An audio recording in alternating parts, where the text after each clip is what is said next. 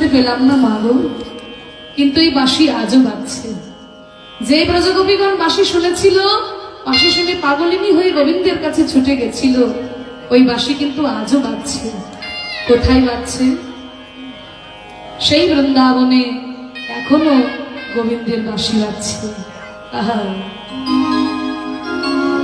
এখনো সেই বৃন্দাবনে বাঁশি বাজে বাজে রে, এখনো সেই বৃন্দাবনে বাঁশি বাজে বাজে রে। বৃন্দাবনের সাথে সাথে, বৃন্দাবনের সাথে সাথে কত শত ময়ূর নাচে রে, এখনো সেই বৃন্দাবনে বাঁশি বাজে বাজে রে।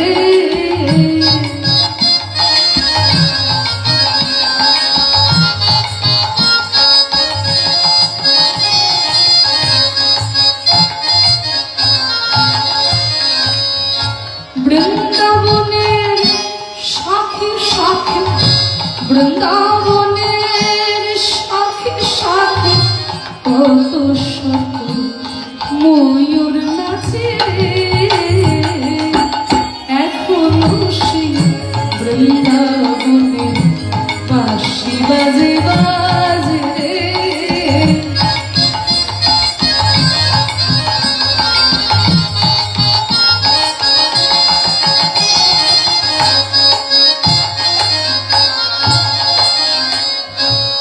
এখনো সেই গাভীগুলি গোচারণে উড়ায় ধুলি,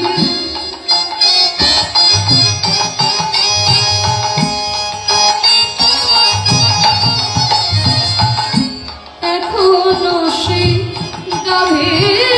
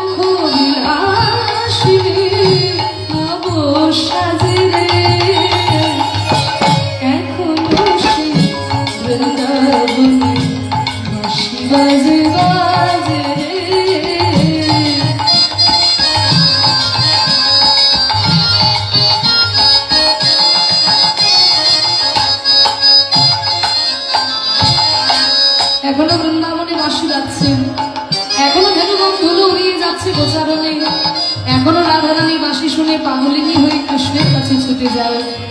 কিন্তু আমরা তো সেই বাঁশি শুনতে পারি না।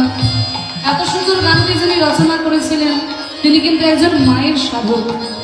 মায়ের সাধক ছিল, নাম হচ্ছে ভবা পাগলা। কিন্তু তার মনে বড় বাসনা, তিনি বৃন্দাবনে যাবেন, যেতে তো পারছেন না, তাই মনের বাসনা ভগবানের চরণে এই গানের মধ্যে লিখে গেলেন। আমার আশা ছিল মনে মনে আমি যাব মধুর বৃন্দাবনে,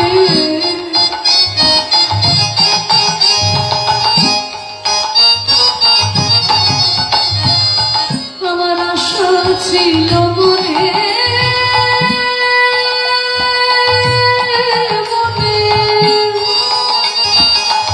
আমি যাব বৃন্দাবনে, ভবা পাগলা রয় মধুরে, ভবা পাগলা, ভবা পাগলা, ভবা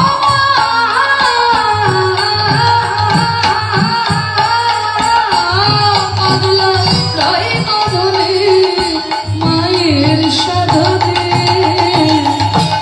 এখনো সে বৃন্দাবনে বাঁশি বাজে বাজে রে, বৃন্দাবনের শাখে শাখে, বৃন্দাবনের শাখে শাখে কত শত ময়ূর নাচে রে,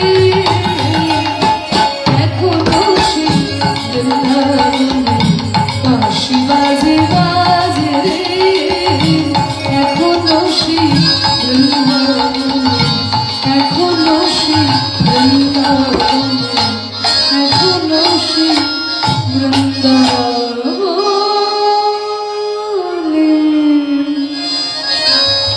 তাই গো প্রেমানন্দে হরি। এখনো বৃন্দাবনে বাঁশি বাজছে, কিন্তু এই বাঁশি আমরা শুনি না কেন?